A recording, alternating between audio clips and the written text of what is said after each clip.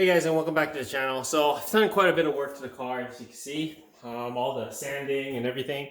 I didn't film all the process of me sanding because you guys probably don't want to see me sand because I've sanded enough. But I'll show you guys what the car looks like right now. I've unmasked it and everything already.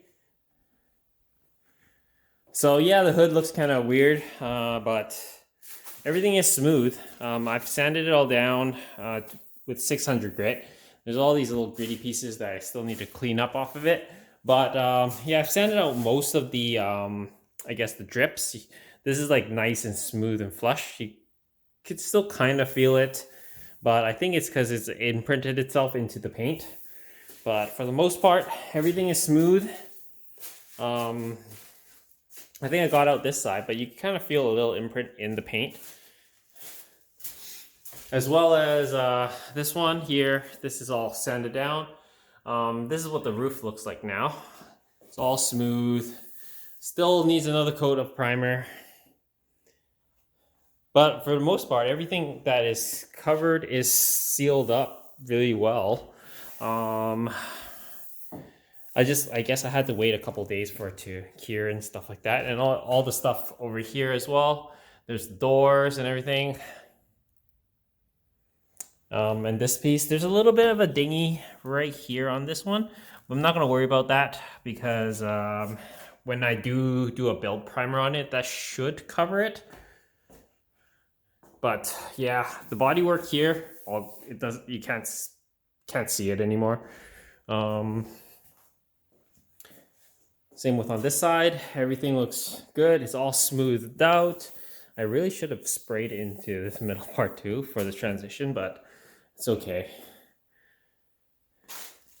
And when it was sanding, it did sand through a little bit, so you could see some kind of sand through, like over here. These were like little chips that were like, I guess, pinholes missing in the Bondo. So I just filled it with some glaze. For the most part, everything is smooth and nice. Feels good.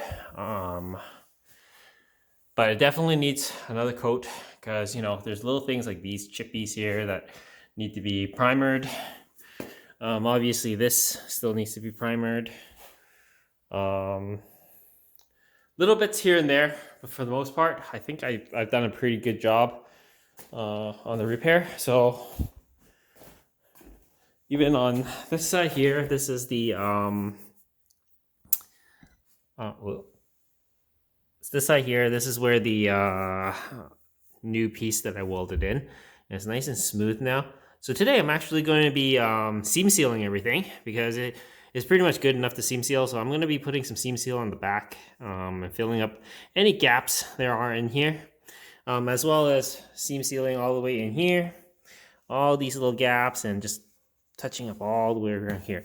So I'm just going to be using that brush on seam sealer. So we're just going to get right to work. Alright guys, so here's the seam sealer that I'm going to be using. Essentially I'm going to be seam sealing everything on the inside there. I'm going to be really generous. I'm even going to go into the back and climb under there and just slap a whole bunch on. I'm going to be using some, well, not the screwdriver. The screwdriver is to open the can, but I'm going to be using this kind of brush and we're just going to brush it on, and I'm going to use this scraper as well and just lather this stuff on.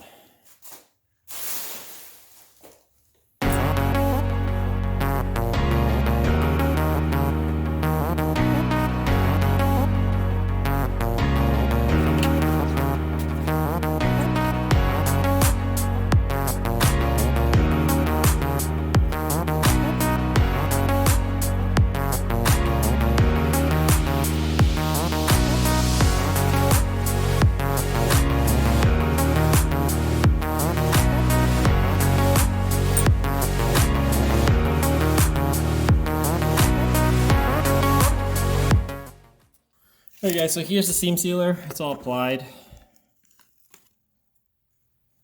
I mean, it doesn't look pretty, but that's okay. It'll protect it. I did the back area too, but you know, I can't really go under and show you. I did also this area. Again, not so pretty, but it sealed up all the seams. This is not going to be visible anyways. And same with this side. The seams are like all nice and sealed up. So when I do spray like undercoating on here later, it'll basically cover up any of this kind of seam sealer, and it'll probably blend in properly. Right now it's just all covered. I'm just covering up whatever weld seams there were. So yeah, that's basically it. So the next thing I'm going to be applying is basically a, I guess, chip guard. As you notice, this chip guard texture over here, there's, this is the factory chip guard texture. It goes all the way, but my new rocker doesn't have it. So what I have to do is basically mask up an area and just spray it. I've got the 3M chip guard. The coverage on this thing, I guess the epoxy primer isn't perfect. So there's some bleed through here that I can see from basically the Rust-Oleum that was on here before that I sprayed. So what I'm going to be basically doing is just going to scuff this area up a little bit. And then, well, actually it's already scuffed up. So I could actually just spray the chip guard on after I mask it. So I'll wait for the seam sealer and all that kind of stuff to fully dry. And then I'm going to apply a chip guard to it. Alright guys, so I'm just going to be spraying this rocker panel coating. It's the 3M stuff. This wasn't cheap, but basically I've already masked off this side. And I'm just going to be going right along here, as you can see, just like up to where the texture starts. So that's why I only masked it up to here. I'm not going to spray the whole thing. You just need some texture over here.